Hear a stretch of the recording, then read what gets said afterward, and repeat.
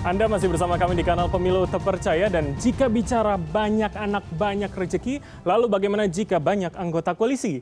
Mungkin bisa menjadi nilai plus, namun juga bisa menjadi kerumitan bagi sang pemimpin koalisi yaitu Prabowo Subianto dalam menentukan siapa nama calon wakil presidennya. Belum lagi adanya nama Gibran Rakabuming Raka, putra sang presiden, yang kini dianggap menjadi kunci penjamin endorse Jokowi tetap akan ada di Prabowo. Lalu bagaimana sebenarnya kekuatan para pendukung Prabowo hari ini? Saya akan tunjukkan dan ingatkan kepada Anda bagaimana peta kekuatannya. Paling tidak, kalau kita lihat ini adalah 4 partai pendukung utama yang berada di kursi parlemen dengan angka ataupun dengan kursi yang cukup banyak. Kita bicara soal Partai Gerindra yang saat ini menempati posisi ketiga terbesar yaitu dengan 78 kursi. Kemudian Golkar adalah sekitar 85 kursi.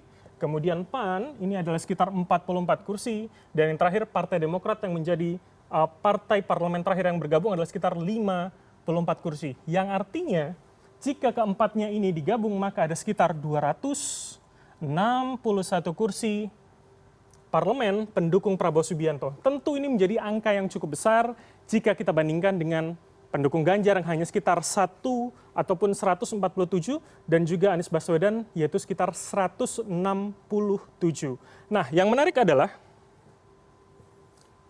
ketiga partai yang ada dalam koalisi ini ataupun yang berada dalam parlemen pendukung Prabowo, tiga ini adalah juga berada pada koalisi Indonesia Maju pimpinan Presiden Joko Widodo. Dan yang menarik ketika Hutpan kemarin, Prabowo menyebutkan bahwa dia tidak ragu dan tidak malu mengatakan sebagai tim Jokowi dan siap meneruskan perjuangan Presiden Joko Widodo. Itulah mengapa kemudian nama koalisi partai pendukung dari Prabowo Subianto bernama Koalisi Indonesia Maju. Nama yang sama, similar dengan Koalisi Indonesia Maju yang dimiliki Presiden Joko Widodo. Kita lihat berikutnya. Selain partai parlemen, maka juga ada 4 partai non-parlemen yang saat ini sudah mendukung Prabowo Subianto. Pertama adalah PBB atau Partai Bulan Bintang, Partai Gelora, Partai Garuda, dan juga Partai Prima. Sebetulnya nama-nama tokoh yang berada dalam keempat partai sebetulnya bukan nama baru pendukung Prabowo. Karena di sekitaran 2014 atau 10 tahun yang lalu, itu juga sudah berada di belakang nama Prabowo Subianto. Kemudian ini yang menarik, bukan hanya partai ternyata yang berada di belakang Presiden Joko Widodo, tapi juga para relawan yang kini seakan berbondong-bondong untuk mendukung Prabowo Subianto. Dan yang menarik ini adalah mayoritas relawan-relawan pendukung Joko Widodo di 2019 lalu. Sebut saja kemudian yang kita lihat di foto ini adalah Projo dengan Budi Ari yang kemudian sudah memberikan dukungan kepada Prabowo Subianto. Belum lagi ada Jokowi Mania yang kemudian berubah nama menjadi Prabowo Mania 08 yang juga mendukung Prabowo Subianto di 2024. Dan yang menarik adalah dukungan para relawan ini seakan bisa kita baca atau kemudian ditafsirkan oleh publik menjadi juga dukungan dari Presiden Joko Widodo kepada seorang Prabowo Subianto. Itulah mengapa kemudian gerakan dari relawan sekali lagi ini dibaca sebagai endorsement Jokowi kepada seorang Prabowo Subianto. Dan kita akan juga lihat ini tentu akan mempengaruhi konstelasi bursa-bursa cawapres yang ada di dalam Koalisi Indonesia Maju. Tidak hanya kemudian nama-nama dari internal koalisi seperti Erlangga Hartarto dari Partai Golkar ataupun Erick Thohir yang diusung oleh PAN, ini menjadi nama-nama kuat, namun yang menarik adalah juga nama Gibran Rakabuming Raka. Karena jika kita lihat kemudian dari relasi relawan kepada Prabowo yang kemudian didukung oleh Jokowi, maka sebagian pihak menilai bahwa nama Gibran ini menarik karena menjadi penjamin utama dukungan seorang Joko Widodo tetap akan ada pada Prabowo Subianto di Pilpres 2024. Namun yang juga menjadi pertanyaan dan menarik untuk kemudian kita bahas adalah bagaimana kekuatan NU dan juga Jawa Timur setelah lepasnya PKB dan Mohaimin Iskandar untuk Prabowo Subianto. Nah, jika kita melihat skema ini kebutuhan akan suara Nahdien, suara hijau, maka nama Khofifah Indar Parawansa ini menjadi menarik untuk kemudian kita pasangkan. Apakah kemudian nama ini bisa menjawab atau kemudian ketika kita bicara nama Erick Thohir ini bisa menjawab yang juga menjadi kader Banser NU atau jangan-jangan Gibran Rakabuming Raka. nama yang santer, nama yang kuat, ini juga bisa menambal kebutuhan elektoral atas NU dan juga Jatim. Bagaimana konstelasi dan substitusinya? Maka saya tidak akan membahasnya sendirian karena saya sudah memiliki satu narasumber yang akan nanti membantu menjawab, yaitu Mas Rio Prayogo, Direktur Eksekutif Politika Research and Consulting. Selamat malam, Mas Rio. Selamat malam, Bram. Oke, kita bicara soal substitusi. Ketika kemudian nama Gibran yang lebih kuat, begitu Mas Rio, apakah butuh misalkan substitusi orang ketiga, artinya sebagai ketua tim pemenangan nama Khofifah atau Erick Thohir dimasukkan ke dalamnya? Bagaimana menurut Anda? Pertama kita sebelum ke arena menang kalahnya, kita mau sampaikan selamat buat dua orang pasangan calon yang sudah mendaftar, empat-empatnya aktivis.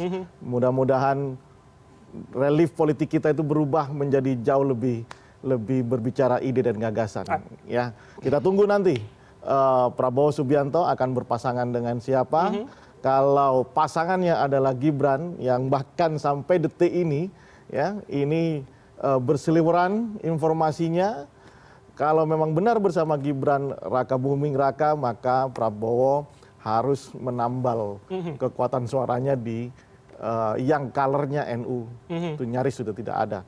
Setelah peninggalan Caimin dan PKB begitu ya? Tuh kita lihat coba partainya Gerindra, kemudian Golkar, PAN, ya kan?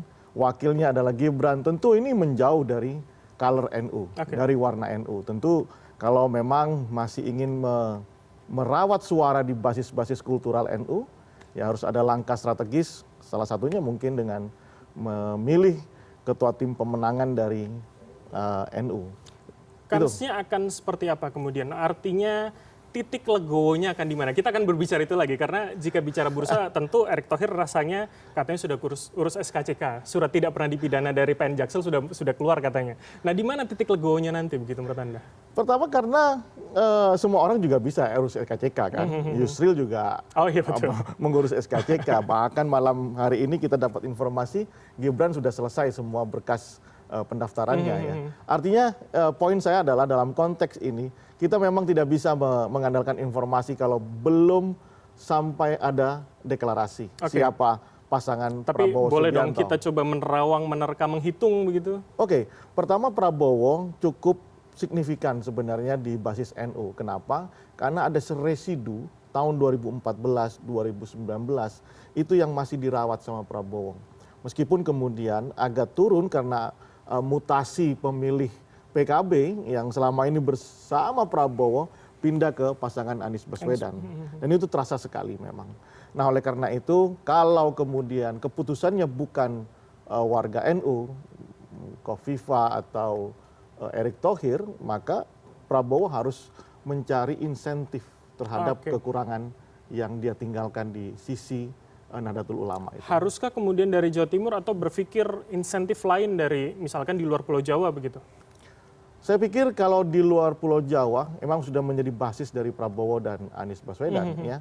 Justru ketika yang dipilih adalah Gibran, maka dia mencari substitusinya itu di Jawa Tengah. Harusnya begitu ya? Iya, itu pilihannya. Karena asumsinya adalah ini merusak atau kemudian membagi kandang banteng begitu. Betul. Itu menurut saya skema yang ada di benak tim Prabowo. Jika skenarionya adalah bersama Gibran, selain political endorsement dari Jokowi, ya, nah wilayah-wilayah yang menjadi basis setipe dengan Jokowi itu yang akan dikerjakan. Ya, itu menariknya menurut saya. Tapi kemudian ketika misalkan begini, kebutuhan tentu adalah NU dan Jawa Timur. Tapi memasangkan pun nama Erick Thohir atau kemudian Khofifah pada posisi ketiga yaitu ketua tim pemenangan begitu, apakah itu akan sebanding dengan kemudian Mohaimin Iskandar dan juga Mahfud MD yang ada di posisi kedua hari ini, cawapres begitu? Absolutely not. Saya meyakini tidak ya, tidak akan pernah sebanding.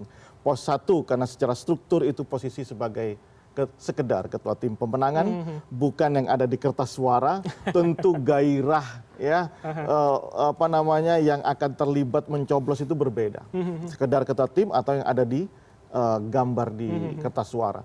Yang kedua pilihannya Erick Thohir, ya kita tahu Erick masih baru di NU ini, tentu menurut saya itu masih agak kesulitan. Jokesnya naturalisasi begitu ya Mas? Ya itu yang terkenal ya, ada NU naturalisasi dan menurut saya konsolidasinya chemistry-nya masih perlu dibangun agak lama begitu ya. Harus sering banyak tahlil lah ya, tahlil ya, Mas, begitu. tapi begini, ini yang penting. Anda orang Jawa Timur banyak melakukan penelitian di Jawa Timur. Setahu saya kan di Jawa Timur tuh bahasanya dawuhe kiai begitu ya. Nah itu Persis. seberapa penting kemudian pun misalkan Khofifah masuk di situ. Khofifah kan tentu Ketua Muslimat NU, Gubernur Jawa Timur hari ini. Tidakkah itu juga berpengaruh begitu? Pandangannya adalah setiap golongan, kelompok itu pengen kadernya ada di kertas suara. Ya, bukan sekedar jadi ketua tim pemenangan, begitu ya. Tentu konsolidasi itu akan berbeda ketika kader NU sebagai ketua tim pemenangan atau mereka yang disebut sebagai calon wakil presiden. Ya kan, daya tarik, daya ungkitnya atau pull faktornya tidak akan setinggi ketika ada di kertas suara itu. Itu menurut saya tidak akan signifikan siapapun nama tokohnya, kalau hanya sekedar sebagai ketua tim pemenangan tidak akan sebanding ketika dia harus ada di kertas suara. Itu poinnya. Kalau kemudian saya ingin lihat dari jabatannya sebagai Gubernur Jawa Timur begitu, apakah kemudian infrastruktur yang dimiliki, segala perangkat yang dimiliki hingga ke bawah begitu itu tidak berpengaruh begitu? Ya nyatanya sekarang Khofifah bukan pilihan yang tertinggi sebagai calon wakil presiden dalam survei-survei kami. Ya masih kalah dengan nama Ridwan Kamil, dengan Jawa Timur ya? Iya dengan siapa namanya, dengan Erick Thohir begitu ya, masih kalah dengan nama-nama itu. Ya bisa jadi karena variabelnya Khofifah tidak pernah mendeklar dirinya sebagai calon wakil presiden sehingga awareness masyarakat itu tidak tercapture di sisi itu begitu ya. Tapi apapun itu menurut saya Prabowo benar-benar harus memperhitungkan perubahan peta pertarungan kewilayahan ya, ketika pilihannya itu bukan dari orang Jawa Timur atau bukan Erick Thohir ya kan, atau ketika memilih Gibran itu harus benar-benar diperhitungkan menurut saya. Apakah dia mau mengikuti Ganjar yang kemudian memilih tokoh NU ya kan, warnanya jelas ya kan, kemudian terkenal dengan komitmen dan idealisme ya soal korupsi ya, Mahfud MD, atau dia akan melepaskan Jawa Timur, mencari ladang baru, misalnya Gibran di Jawa Tengah, itu menjadi satu pilihan-pilihan yang strategis menurut saya dan bisa dicoba ya. Tapi ini adalah kesempatan terakhir buat Prabowo untuk calon. Karena ini last minute begitu ya, apalagi disampaikan tadi minggu depan akan didaftarkan. Beberapa hari lagi. Mas, ini juga menarik. Ketika kita masih membaca tentu menilai siapa yang akan menjadi, belum tentu Gibran, bisa jadi Erick Thohir. Bagaimana kansnya menurut Anda? Hitung-hitungan Anda, terutama paling tidak kita lihat suara Jawa Timur. Kalau hanya berbasis elektabilitas, Bram, maka Erick Thohir yang harusnya dipilih, ya kan? Meskipun kita tahu dalam politik ini tidak kemudian ini menjadi variabel tunggal ditentukan sebagai calon presiden, begitu. Ada variabel-variabel lain yang sedang diperhitungkan. Misalnya, oh ini anak presiden, ya kan? Presiden ini tentu punya infrastruktur dan lain-lain. Itu yang mungkin sedang dipikirkan sama Prabowo Subianto. Kita lihat APK banyak sekali itu.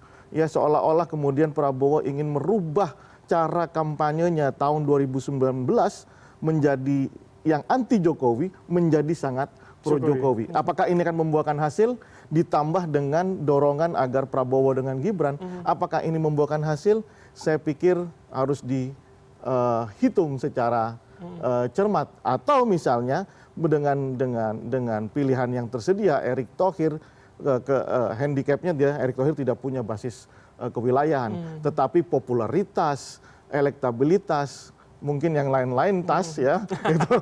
itu. Anda sedikit malu-malu tapi akhirnya disebut. Oke. Nah ini saya mau bicara juga yang menarik kalau kita bicara Nahdlatul Ulama begitu kan. Ini ada struktural, ada kultural. Saya masih ingin bicara soal Erick Thohir. Sebetulnya di mana kekuatannya? Apakah selama ini analisanya hanya di struktural saja, hanya di PBNU-nya saja? Bagaimana hitung menurut Anda? Jelas Erick Thohir masih baru. Bram tadi menyampaikan bahwa ini adalah NU naturalisasi, kemudian chemistry-nya harus terus dibangun bertahun-tahun ke depan dan belum bisa dikatakan sebagai warga Nahdiyin yang kultural. Yang masih interaksinya masih sangat struktural begitu ya. Nah, ini yang saya pikir masih belum bisa disimpulkan apakah Erick Thohir itu benar-benar sanggup atau paten lah NU-nya gitu ya. Itu maksud saya masih sanksi di sisi itu. Sekali lagi saya bilang harus sering rajin melakukan tahlilan. Nah itu mungkin berinteraksi dengan warga-warga NU di Jawa Timur, di Jawa Tengah, itu mungkin akan jauh lebih bisa menyebut Erick Thohir sebagai warga kultural NU. Kultural begitu ya, mendekati Begitu. kiai-kiai pesantren-pesantren begitu ya Mas. Oke, apakah kemudian kalau saya ingin masuk lebih dalam kewilayahan, kita tahu bersama Jawa Timur ada 3, seperti sering kita bahas kemudian. Tapi kalau bicara soal hijau ini kan paling tidak tapal kudanya saja begitu, yang lainnya kemudian Arek dan juga Mataraman ini kan rata-rata merah. Nah ini apakah sebetulnya ini juga menjadi kekuatan dari Mahfud dan juga Ganjar begitu yang ini bisa menjadi basis kekalahan juga untuk Prabowo dan pasangannya nanti? Ini yang menarik ya, kenapa kemudian PDIP, Ganjar memilih Mahfud MD sebagai calon wakil presidennya. Perhitungan saya, analisa saya mengatakan bahwa rupanya PDIP ingin mengunci total Jawa Timur gitu ya. Dia akan bersaing dengan pasangan Amin dan Muhaimin Iskandar yang sudah membuktikan dalam perjalanannya bisa melakukan upaya konsolidasi massa di Malang, di Sidoarjo, Pram, dengan sangat luar biasa. Nah rupanya ada gium bahwa untuk jadi presiden harus menang di Jawa Timur, itu benar-benar dipegang sama PDIP dengan memilih Mahfud MD. Dia menyasar basis-basis wilayah Madura dan Tapal Kuda. Karena sebab apa? Di wilayah Arek dan Matraman, PDID sudah sangat dominan di situ. Ganjar sudah sangat dominan di situ. Seperti yang pernah kita bahas bahwa Ganjar masih unggul di Jawa Timur meskipun sedang terus dikejar sama pasangan Amin dan pasangan Amin. Sementara Prabowo rupanya ingin mengalihkan wilayah perangnya ke wilayah Jawa Tengah dengan ketika misalnya Gibran sebagai calon wakil presidennya. Dia kenapa? Karena Prabowo Subianto masih sangat lemah di Jawa Tengah. Data survei kami masih menunjukkan di angka 15%. Oke, Mas Rio, terakhir. Mungkin agak ekstrim pertanyaan ini. Menurut Anda, Prabowo layak untuk kemudian mengambil Jawa Timur atau dilepaskan saja, pilih substitusi yang lain? Menurut saya dengan pertarungan antara Ganjar Mahfud, pasangan Anies Baswedan dan Muhaimin Iskandar, lebih condong untuk mengambil substitusi yang lain. Karena pertarungan sudah sangat padat. Ya kan? Basis wilayah Ganjar sudah kuat di wilayah Arek, Matraman, kemudian di wilayah Tapal Kuda dan Madura itu ada pertarungan antara Mahfud dengan Muhaimin Iskandar. Jadi lebih baik ada sawah baru, ya, tetapi itu tidak mudah juga tentunya karena harus bertarung dengan partainya Pak Jokowi PDIP. Oke, kita akan lihat seperti apa. Terima kasih atas waktu Anda, Mas Rio Prayogo, Direktur Eksekutif PRC Politika Research and Consulting telah bergabung sama kami. Terima kasih. Sehat selalu, Mas.